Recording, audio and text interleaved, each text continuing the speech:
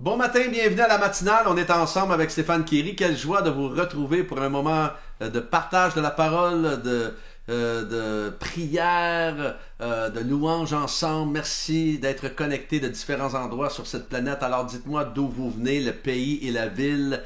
Et n'hésitez pas à me faire connaître vos sujets de prière sur les infos qui apparaissent au bas de l'écran maintenant. On va démarrer cette matinale avec ce merveilleux chant qui s'intitule « Ô Dieu ». Tu transformas l'eau en vin, toucha les yeux de ta main. Alors, on y va ensemble. Tu transformas l'eau en vin, toucha les yeux de ta main.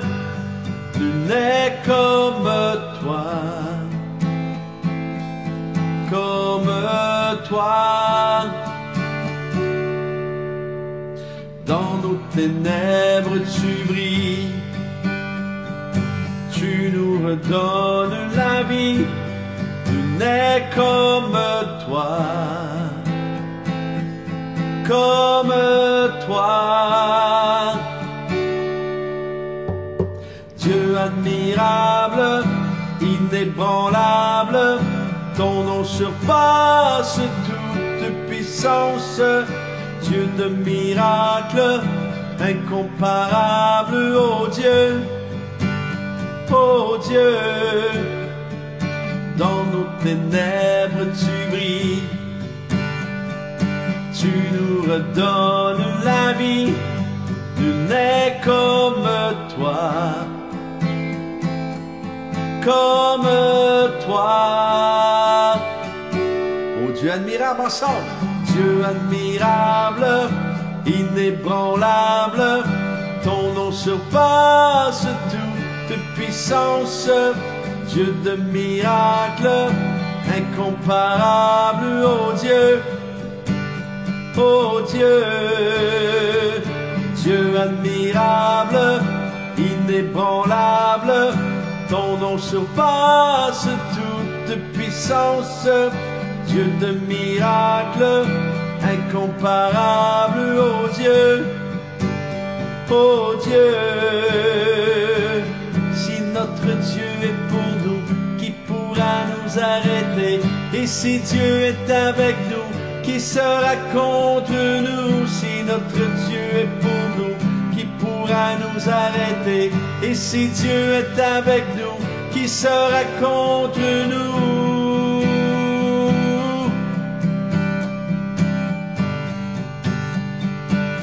Qui sera contre nous?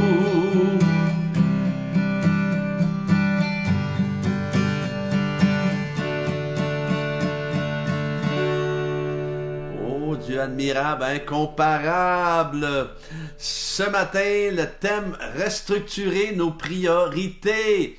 Dans le psaume 143, verset 10, « Enseigne-moi à faire ta volonté, car c'est toi qui es mon Dieu, que ton bon esprit me conduise sur le chemin de la droiture. » Est-ce que, je vous pose la question ce matin, est-ce que Jésus est votre priorité? Car s'il ne l'est pas, il vous manque un élément essentiel dans votre vie. Est-ce que en ce moment, l'inquiétude vous empêche de mettre votre confiance en Dieu? Déclarez maintenant, plus d'anxiété, car tu vis en moi. Je veux vous l'entendre dire, plus d'anxiété, car tu vis en moi. Oui, Brian Houston dira, le schéma de votre vie sera déterminé par vos priorités ou ce que vous jugez important. Matthieu 6, 21, Jésus lui-même dira, car là où est ton trésor, là aussi sera ton cœur. Posons-nous honnêtement les questions suivantes ce matin. Beaucoup de questions ce matin.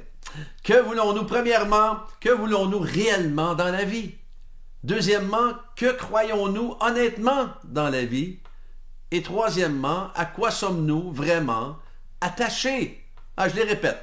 Premièrement, que voulons-nous réellement dans la vie? Deuxièmement, que croyons-nous honnêtement dans la vie? Et troisièmement, à quoi sommes-nous vraiment attachés? Car la réponse à ces questions va nous donner l'heure juste par rapport à notre foi, par rapport à ce que nous affectionnons le plus. Et en fait, le schéma de notre vie va être déterminé par les réponses à ces trois questions. Et de ces réponses va ressortir nos priorités.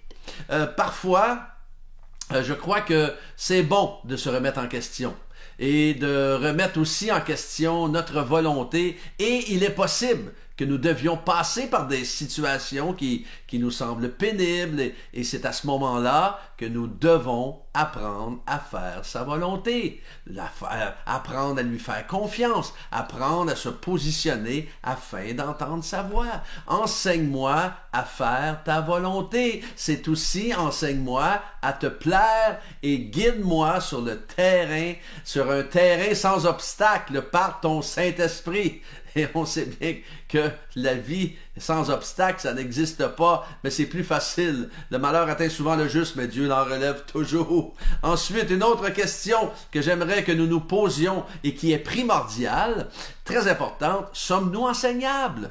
Cette attitude est tellement essentielle dans la restructuration de nos priorités. Pourquoi je dis cela? Parce que ça prend un esprit humble pour recevoir l'enseignement et pour être enseignable. On connaît tous ces personnes à qui nous voulons expliquer quelque chose, mais ils te disent « Ah, ben je le sais déjà. Ah oui, en réalité, ils ne le savent pas. » Mais ces paroles, on dirait que ces paroles sont imprégnées dans leur cerveau. On appelle ça l'orgueil. Lorsqu'on n'est pas enseignable, on sait tout, on connaît tout.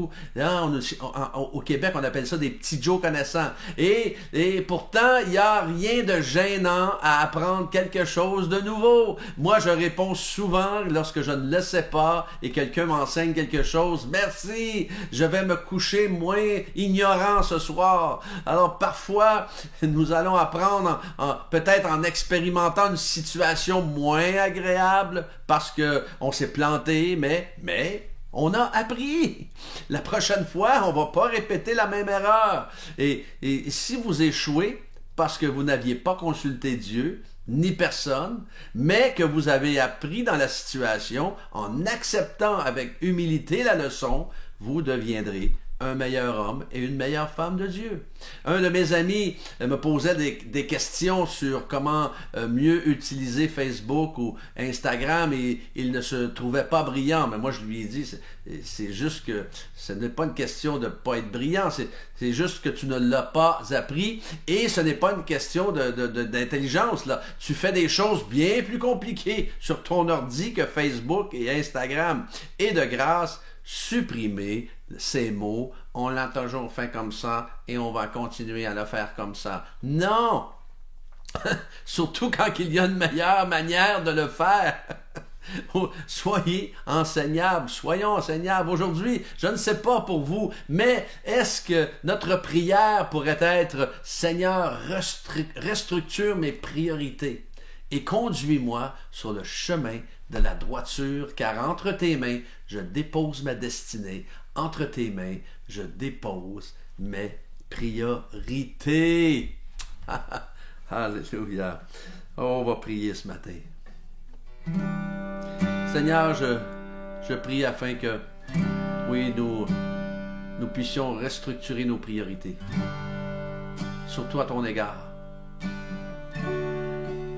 Que notre vie de prière,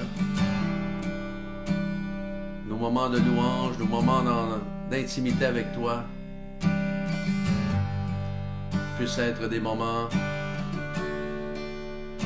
bénis, des moments de qualité. C'est pour ça que nous voulons déclarer, nous voulons restructurer nos vies ce matin. Seigneur, merci pour mes frères et sœurs connectés ce matin. Certains sont malades. Certains ont des enfants malades. Souffle un vent de guérison. Un vent puissant de ton Saint-Esprit. Déploie ta puissance de guérison. Maintenant. Seigneur, merci. Merci pour ceux qui vivent l'anxiété, qui vivent la dépression. De les relever. Qu'ils retrouvent une paix, une joie. Seigneur, qu'ils puissent s'abandonner dans tes bras d'amour ce matin. Merci pour de poser ta main sur des gens qui en ce moment en arrachent, comme on dit, ou ont des difficultés financièrement, que tu puisses leur donner un ciel ouvert et que tu puisses leur donner, Seigneur, ce qu'ils ont besoin. Merci de pourvoir, de trouver une façon de pourvoir pour leurs besoins surnaturellement. Merci encore une fois pour tes bontés qui se renouvellent à chaque jour, de prendre soin de nous. Merci pour ton regard attentif, ton oreille attentive à nos besoins. Seigneur, nous voulons te confier cette journée. Merci de guider nos pas, guider notre bouche et nous transporter, Seigneur, plus près de ton cœur. Encore une fois, on confie cette journée entre tes mains. Alléluia.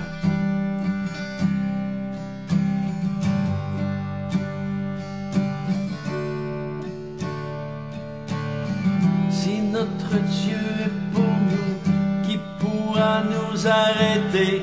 Et si Dieu est avec nous, qui sera contre nous? Si notre Dieu est pour nous, qui pourra nous arrêter? Et si Dieu est avec nous, qui sera contre nous?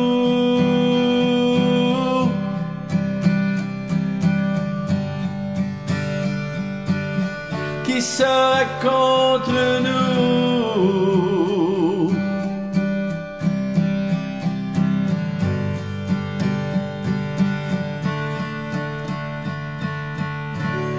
Oh, qui sera contre nous? Je vous encourage à restructurer vos priorités et que Dieu vous garde, que Dieu vous bénisse, vous accompagne dans cette journée et Dieu voulant demain matin, on est ensemble.